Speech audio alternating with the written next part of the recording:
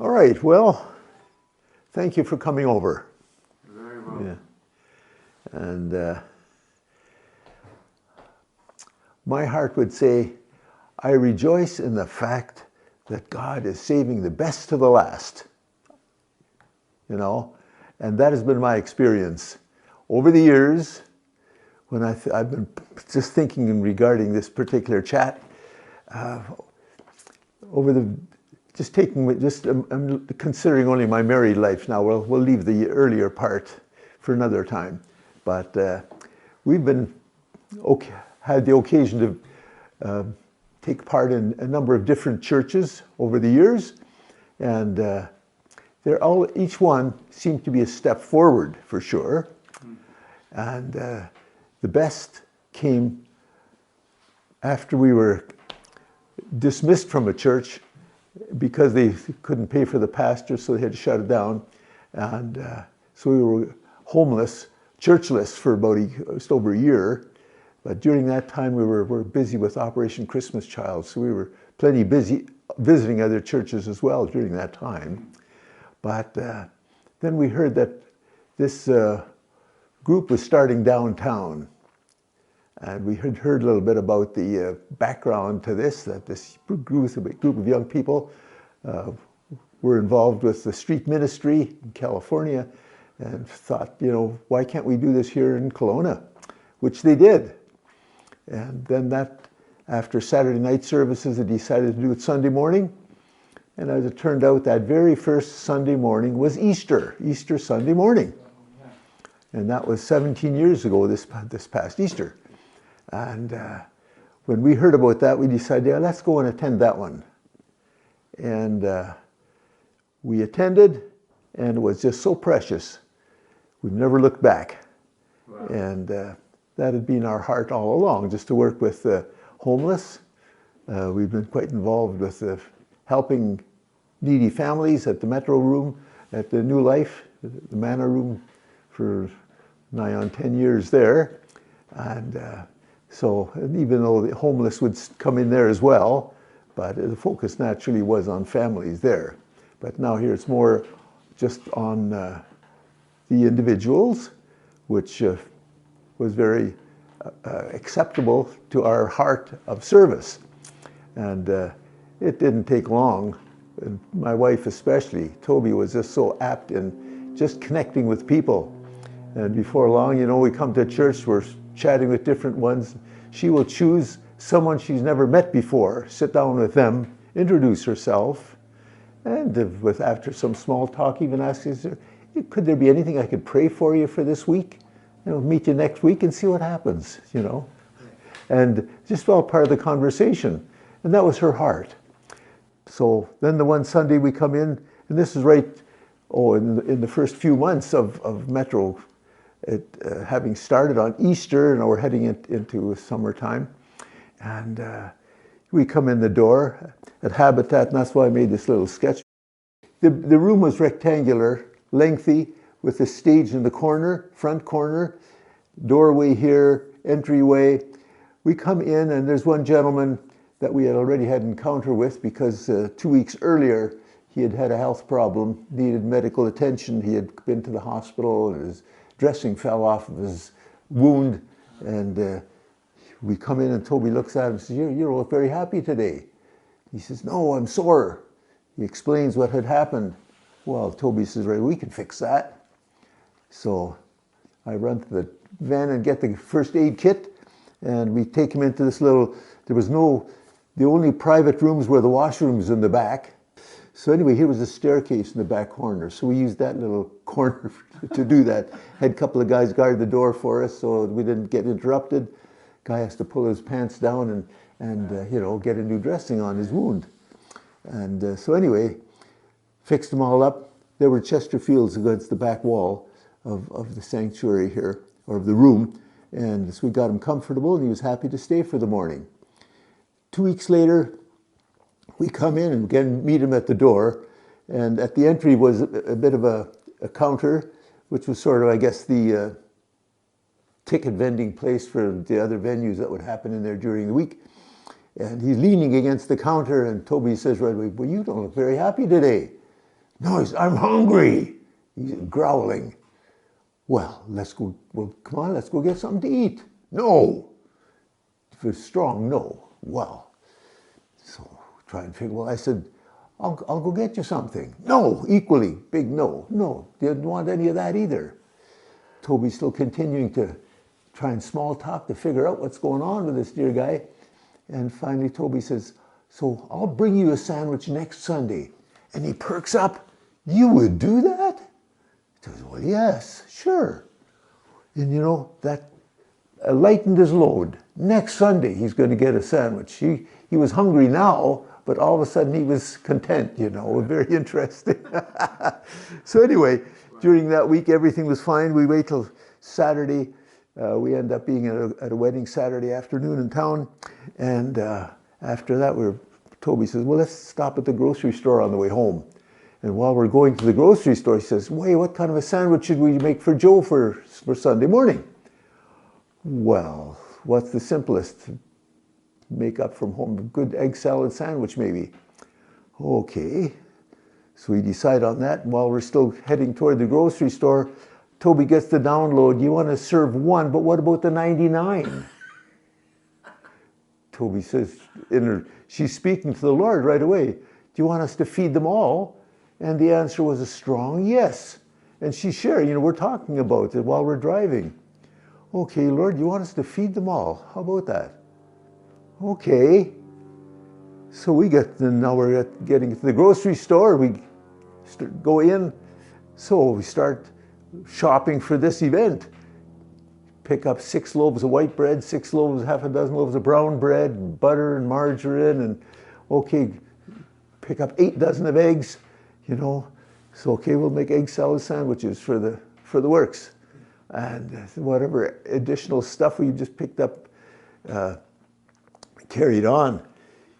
Anyway, it was fine, you know, we'll plan to do this. Saturday morning, we're busy cooking eggs, peeling eggs like crazy, you know, getting things ready. By mid-afternoon, all of a sudden, Toby says, you know, we haven't even asked the pastor yet, because we're doing this before the service. Joe was hungry before the service, not after. And the way Metro got started right off the bat was, oh, we're going to serve pancakes and whatnot after the service. Feed the people. Well, as it were, this little kitchenette back there wasn't very practical. It had the smoke detector right above the stove. So it doesn't matter what you put on that stove, that thing barked off right away. But you didn't hear it in the building, only around the corner at the fire hall.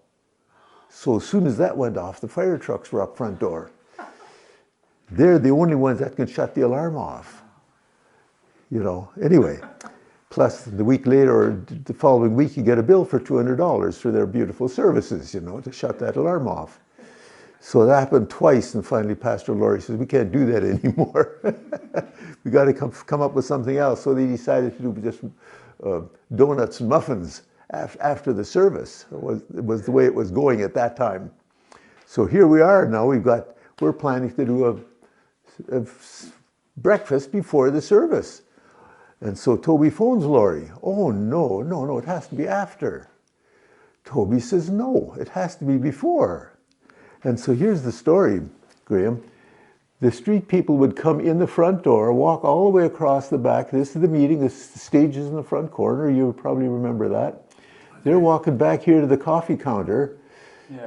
Take 6 spoons of sugar and half a cup of milk or cream and a little bit of coffee, and they walk back out again. And there's literally a constant stream of people going back and forth to the coffee counter.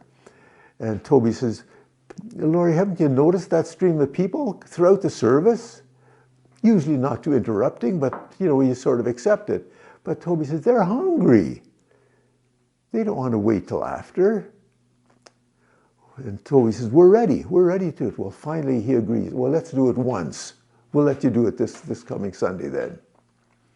Well, okay, so we were ready. We did it. And it worked fine. And it hasn't stopped. It hasn't stopped. Still, breakfast is still served before the service. Wow. Yeah. That was the beginning of the whole idea of breakfast before the service. And Toby and I did that for nigh on a year until finally Laurie said, oh, you know what, submit the bills for the groceries, you know, they'll reimburse us. Okay, so we did that for quite a while, and slowly more volunteers started getting involved, and it became a church function rather than just from individuals. And but we continued to be part of it. Yeah. And so then after several years, I think it was when we had moved to the restaurant on Highway 97 there for a little over a year or two. And it was during that time Toby had to have surgery. And so she was out of commission for a couple of months. And so it was during that time that Clarence and Helen Steffen had already become part of our group at that time. And they were commercial caterers, in business. And so they just look at this, the way we were serving, you know, this can be streamlined. Come on, we can make this stuff up in advance and serve it to them, give it to them, you know. But you know what? They were missing the mark. And this was Toby's vision right from the start. As people would come into this counter back there, people would be lined up and we would have our volunteers behind the counter. The first one, okay, do you want white bread or brown bread? Next one, you want butter or do you want margarine? The next one, you want egg salad, you want cheese, you want Black Forest ham. We, you know, things were added later on, you know, it kept adding to the menu.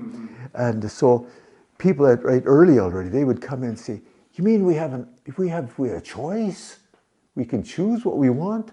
That was new to them. Yeah. In their world, if there was food, it was just either thrown at them or just given them as is, you know, and no, you have a choice here. Yeah. And they appreciated that.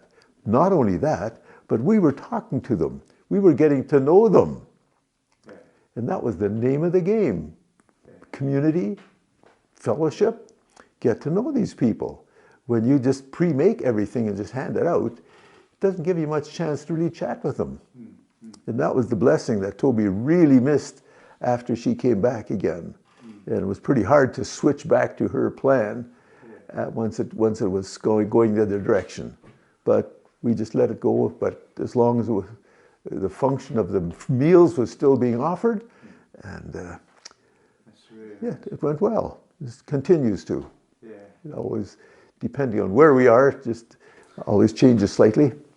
You know, so, you know, I've seen you now in the cafe, still going. Yeah. Which is, you know, we acknowledge how really you guys and Toby's vision for it is really why it's there to this day. It's still a heart to make it personal to people, right? Yeah. So, when you go in there now, how does that make you feel? You know, just to see all these years later, you know, 17, 18 years later, there's still that legacy that... It is. It just thrills my heart. There's an element of joy that has been literally, what's the word I'm looking for? The spirit of joy, literally at all services, you know. There's something about Metro that has just clicked with us like no other group ever has before. And that has just so thrilled us over all these years. And and I guess Toby's memorial proved that too, when you think of the crowd that showed up there. Yeah. That's really beautiful. So when I think of you, Henry, I think of someone who you are very in touch with the fact that there's dignity for everybody. Yeah. Even the way that you guys set this thing up in the beginning, it was to acknowledge the fact that we're not just doing charity here, we're actually forming relationship with people. That was the heart of it, and yes. You carry this on now. So would you like to talk a bit about that? What motivates you in that way? What your ethos when it comes to this, because it's such a part of who you are, I think. Well, what can I say? That's the heart of Jesus, you know, to connect with people. Yeah, it's what I'm doing with hospice right now as well, you know. Extending, just giving care to people who are lonely and really, when you think of these homeless folk that we have so many of in Kelowna now, we can argue and literally accuse them of their fault for being where they are because of their choices of lifestyle and, to name, drugs and so on. They're all part of that.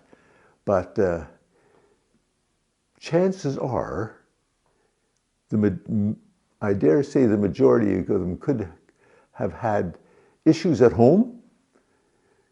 They're running away from something, could be personal, and to develop friendship with someone opens up doors of healing. And that's what changes. What changed Nick's life?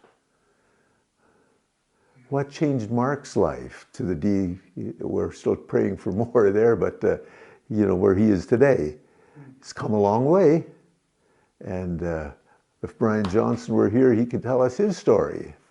He's a prime example of someone who was on the street at one time, lived at the mission, finally matured from that spiritually through the Lord's doing, but it was all part of fellowship through Metro. Mm-hmm. Yeah. And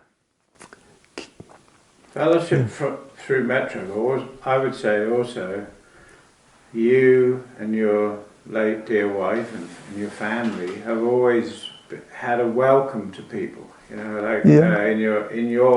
Yes, as well. yeah. Like you've exemplified a principle and values that we all are inspired by. Yeah, thank you. Mm-hmm. Yeah. To that I can say, in my growing up home, our home was always open to guests. Visitors showing up at church on a Sunday morning, chances are they'd be at our house for lunch Sunday noon, visiting pastors and so on. And so that I meet Toby, I find out that her family upbringing is exactly the same. They were doing exactly the same thing. And so we had that in common right off the bat. And we did. We encouraged that. We practiced that right from the beginning of our marriage too. Yeah, we would have people come in. Oh yeah. And so, yeah, they call it a gift or a natural experience of hosting people has been part of our life all along. Yeah. Yeah. And God blesses that. That's His heart. I believe that. So now you're still young, only 88 years old. Is that right? Yeah. Yeah. I keep challenging people. I could be slow in math, but 1936 was my birth. So do the math. Come on, tell me. Yeah. 30. Like you still are motivated in the same way. Like you said at the beginning that the best years are now. Yeah, that's right. Good years obviously before, and there's lots of losses in that, and mainly the biggest one. Yeah, exactly. Very much so. What motivates you now? Because it can't be easy, because you're not a spring chicken. It's hard. Well, yeah. To make an effort to go to the hospital, to keep in touch with people. It's true. Sometimes I find my days very people heavy. Yeah. But the bottom line, it is rewarding. The Lord just blesses with such peace and just a content reward of having done what I do some of these days. Mm-hmm. And that's all part of the best to the last, I think, because when I look at the life of Jesus, the very first miracle that He did at a wedding, and he gets accused, or the host gets accused of the groom saved the best for the last, rather than serving the best first and then give the crappier stuff later, when after everyone doesn't know what they're having. But no, this has been the life of Jesus all along, and to me, the best for the last is exactly the guarantee of knowing where we're going, eternity and heaven, And when we think of the prayer that Brian Johnson prayed just 2 Sundays ago, this whole idea of going home, knowing where you're going is just so exciting that makes it all worthwhile.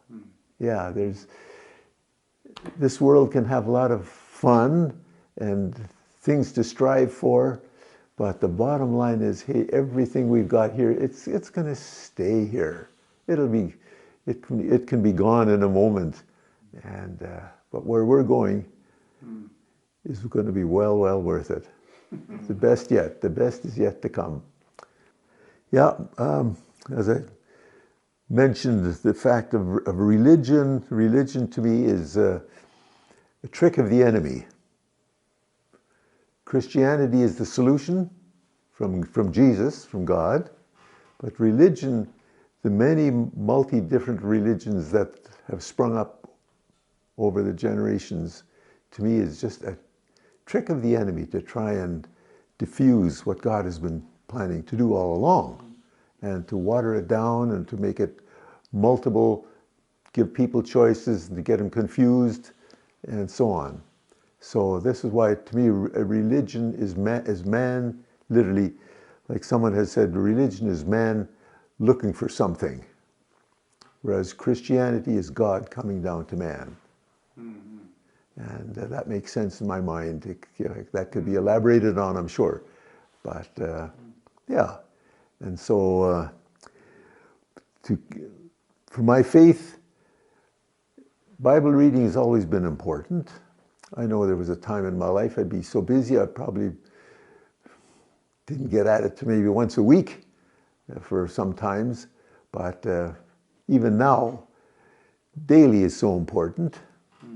And prayer time is very important. Praise God, the very beginning at wake-up time.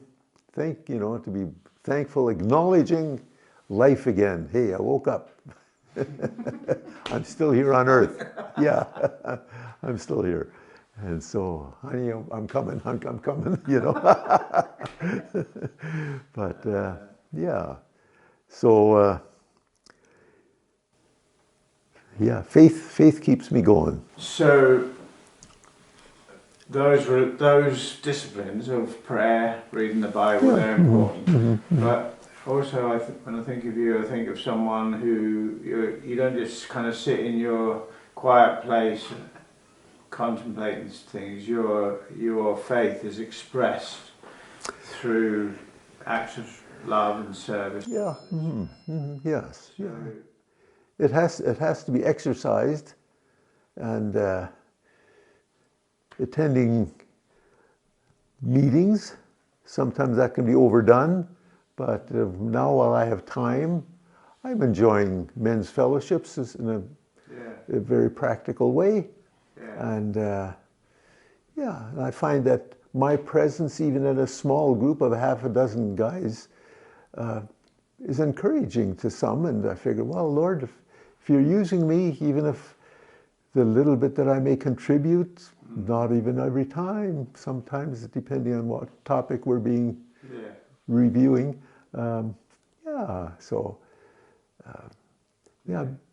being involved and giving of oneself is so refreshing.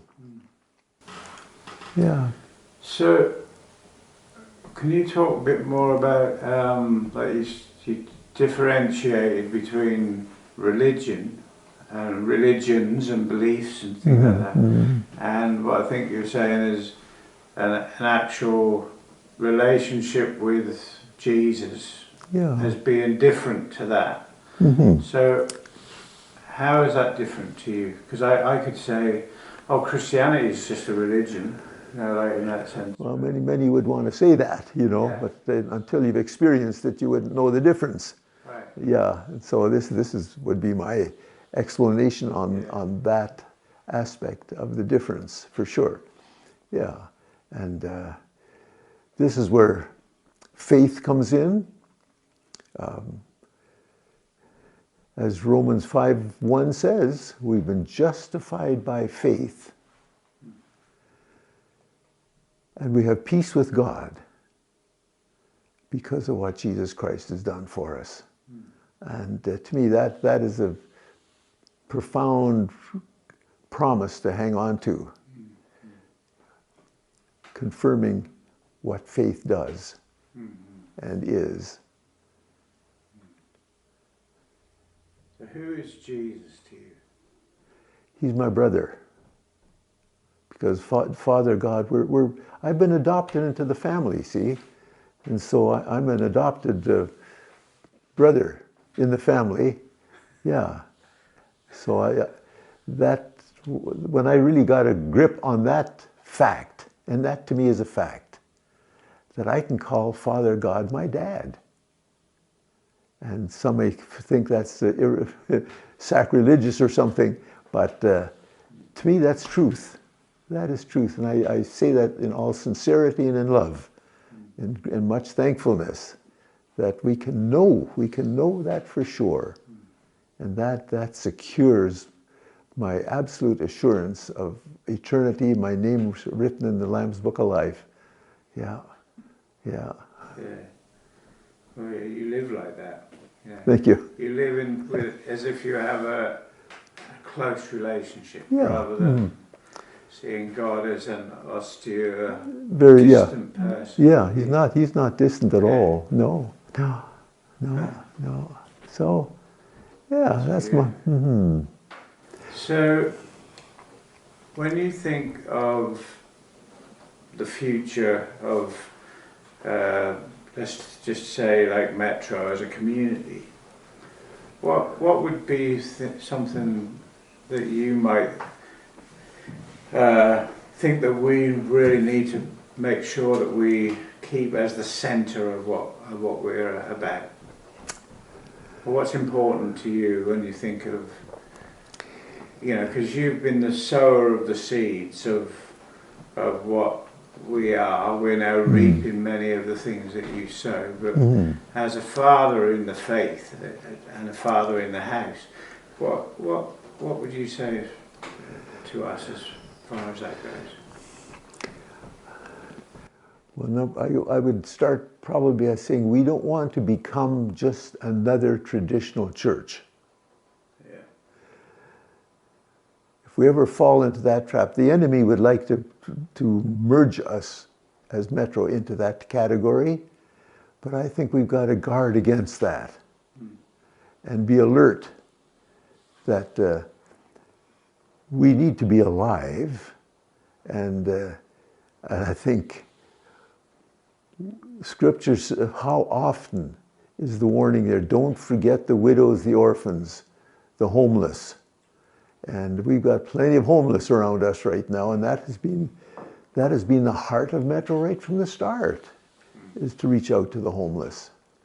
And as much as we're doing it during the week, unfortunately there is that separation from Sunday to throughout the week. But a lot of our folks that do come Sundays are volunteering and know quite well what's happening during the week. And I think we need to continue to really encourage, especially there's many new couples and families coming, young couples, and to really experience what's happening next door during the week. And volunteer there, spend a day a week or even more, depending on whatever time you can, even if it's only an hour a week, but just to get the feel of what's happening out there. And just get to just be there, meet some of these people, visit with them, get to know them, and above all, invite them into your homes. For us as people that have homes, that has been probably one of the very big blessings that Toby and I have gleaned from, and that is to have, we've had different ones come into our home. The homeless ones that have stayed here in this place and up at the other house, for an example, prior to this going way back, the ones we've had to kick out of the house were missionaries. We had a couple that were candidates to go out to the mission field. They were prepared to go. They had sold their house, their car, everything. And they were delayed in leaving. They needed a place to stay for a week. So we heard about it, we invited them, well then come stay at our place. And so fine. The weekend comes along and it was going to be, was it Mother's Day or some special event? We were going to have family over. So Toby had cooked and prepared, you know, the fridge was full, ready for the weekend. Well, here this missionary family staying, and we were going out on the, I guess it must have been the Saturday night that we went visiting somewhere. And we left them at home. We come home. Sunday morning, we find out that they had had a party in the house while we were gone. They had invited some friends over, and would you believe they raided the fridge? They thought, well, this is a bonanza, right? You know? It was all for them. And so it just threw Toby for a real loop now to get ready for what we had planned for the next day. We had our parents coming, I think, and so on, family members, you know. And then we find out that here this couple needed documentation, authentic certification of their education. Well, he had graduated from Bible school, but his wife hadn't. And the mission board required her too to have graduated from a Bible school. So this fellow naturally figures, he phones his Bible school and says, send me a blank certificate.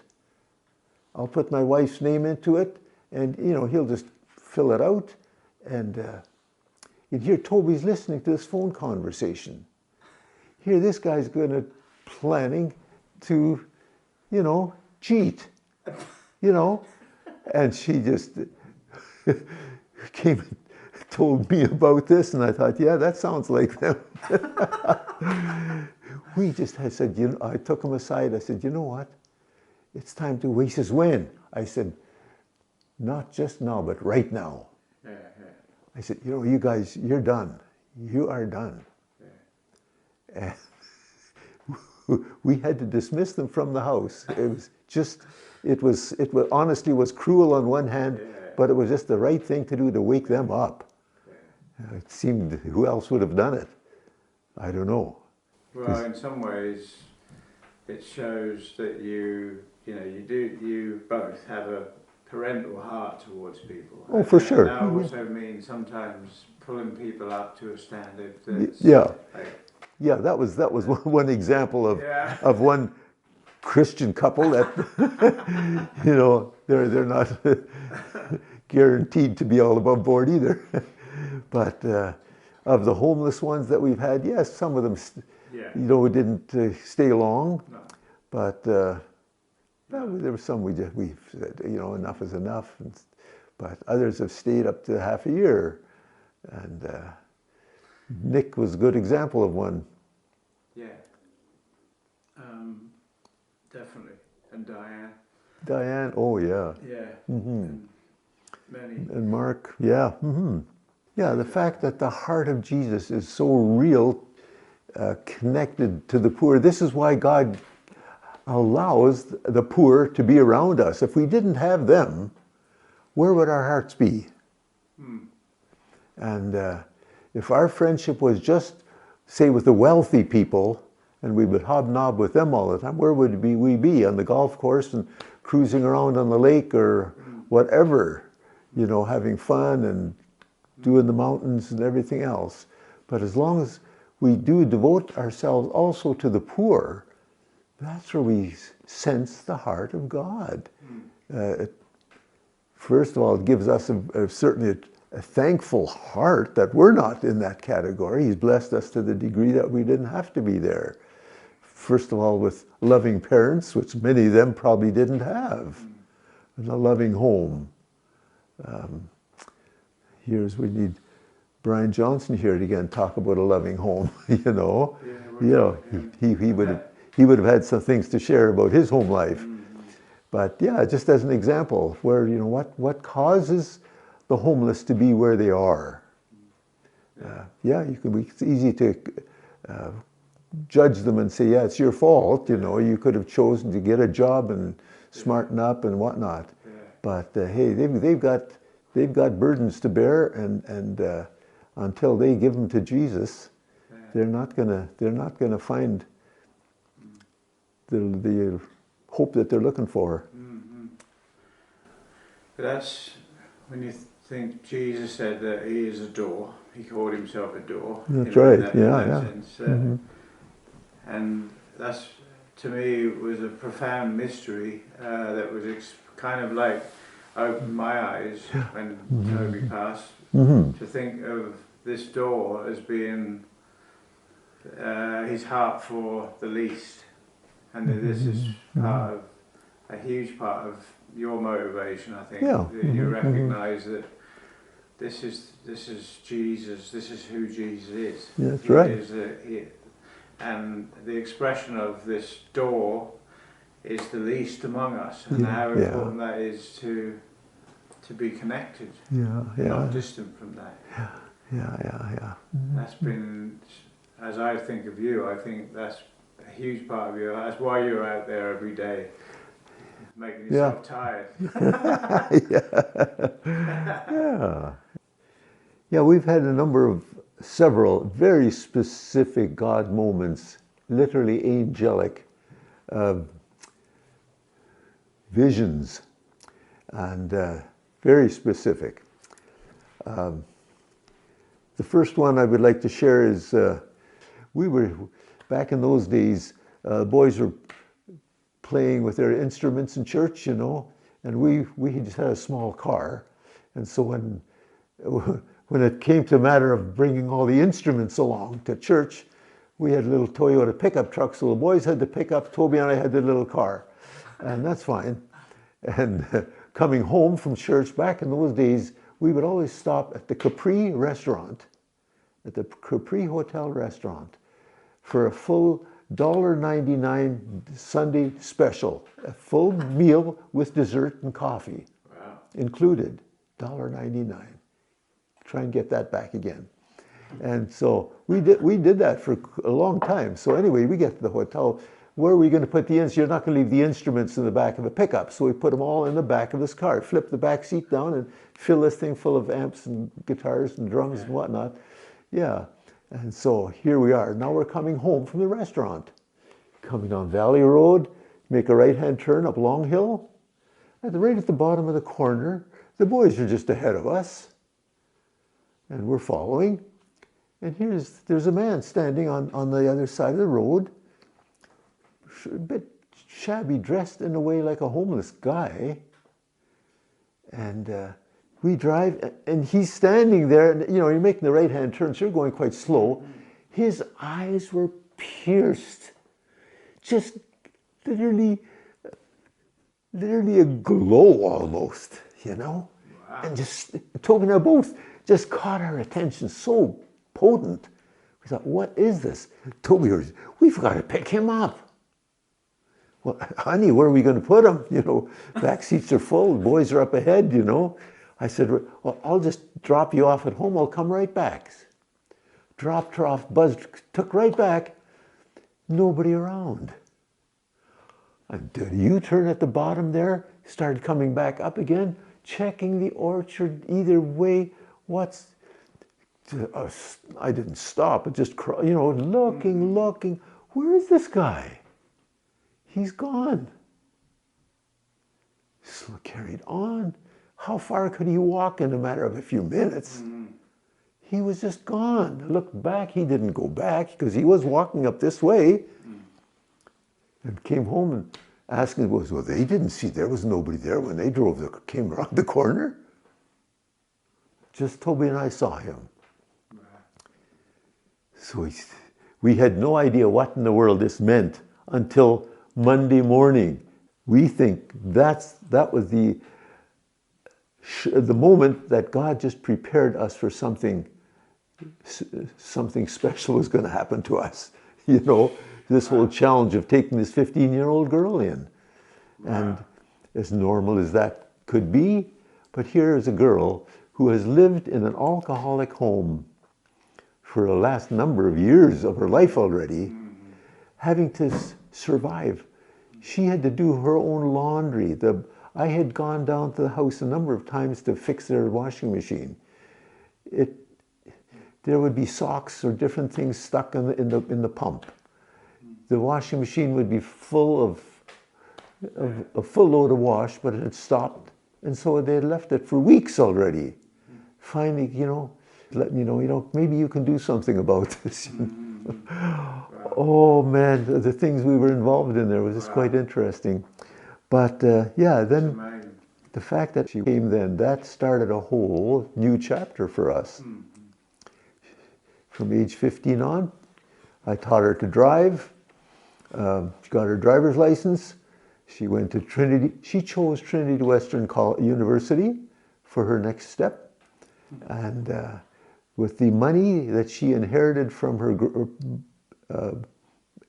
from grandparents, she had enough to pay for the government helped for the first year of university. The second year of university, she had enough money from a state and so on. The third year, she had to work a little bit, but she managed. She finished the third year, and shortly after that, she gets married. Wow. Finds a boy who was raised an orphan. So anyway, they have 2 boys now, and they're on their own already almost. And but anyway, Wow. that was the first very distinct angelic visit, having seen that man so distinctly with those piercing eyes down here at the Valley Road. Yeah. The next one was when the boys are at Bible College in Winnipeg, at Cairnport in Saskatchewan. And we would go up there several times a year. And this was springtime, and this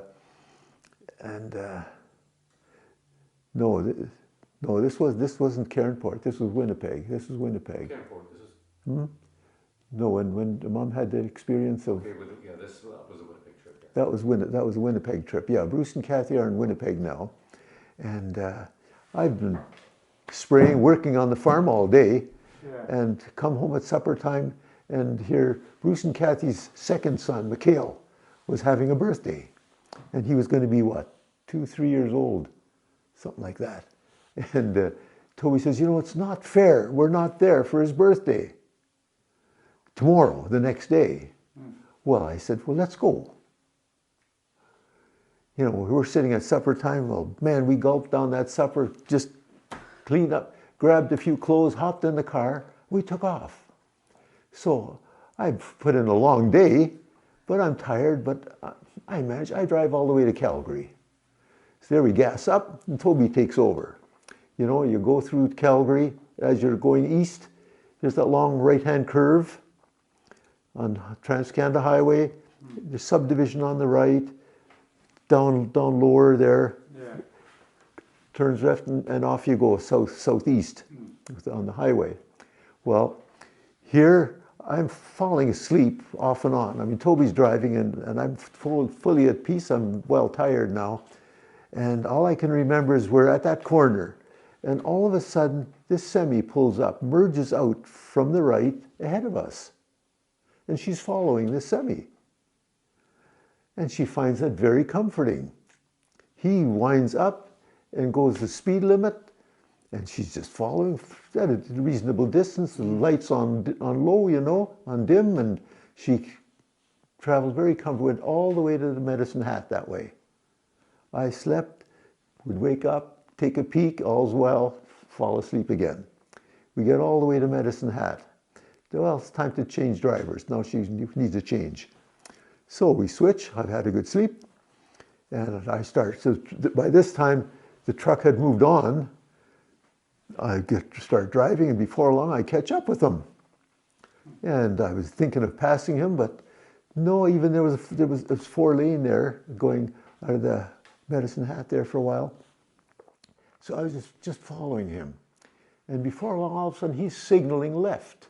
He's going to turn off. Okay. So I stayed in the right lane. He's in the left lane signaling. And I drive up beside him. I can see him driving. And he gives us the air horn. And we wave because, he knows our car. We've been following him all night, Yeah. And he turns off. And I'm driving, and I look back. Where did he go? Prairie fields, right? There is no road there, Graham. Absolutely no road. Wow. There was no left turn. Wow. We look back, And every time we've gone to Winnipeg since then, this is right at the Alberta-Saskatchewan border. There is no other road there. Yeah. But then we have such an angelic experience. Toby, the blessing of Toby being able to drive for her hours, Wow. you know. Being guided along. Being by guided a totally. truck that- Yeah. You know, Wow. there'd be some vehicle parked beside the road. He'd signal, he'd move over, she'd follow, you know. She just stayed with him all the way. Wow. The fact that when I was on the right and he was on the left, and I was looking at the driver, and he waves to us, plus gives us a couple of air horn honks, you know? Yeah. Thank you very much, you know? And then we just keep going, and I look back, and he's gone. He's gone. Just disappeared. A whole semi. Wow. I don't remember seeing any name on the truck. You know, that wasn't even important to me at that point. Father and sons. Yeah. Wow. Oh man. What amazing. That is one amazing story that Toby and I have often shared. Yeah. Yeah. That was absolutely such a God moment. Wow. Yeah. Oh man, we were just stirred the whole way, all the rest of the way to Winnipeg. Yeah. Oh yeah. So Yeah. two very distinct angelic moments like that. Was just for us. Yeah. Because that's amazing. Yeah, it talks about that, doesn't it? Many people have entertained people, angels unaware. That's right. That's right. Well, Henry, bless your heart. Thanks for sharing your heart. You're with welcome. Us. And, you're just such a joy. I'm glad that we're friends. That's right. Like, to me, that's a privilege. And thanks for being so willing to share your stories Thank you. and your heart with us all. You're very special to us. Well, Thank you. you're part of the best for the last, you know. Yeah, To know people like you folks. Yeah, absolutely. I think when you get older, you do sometimes wonder, don't you? You think, well, is that it now? It's just, we cruise downhill to here. But you're a good example of the fact that isn't how it is. Yeah. Yeah. Oh Thanks. boy. Yeah. You're welcome. You're welcome.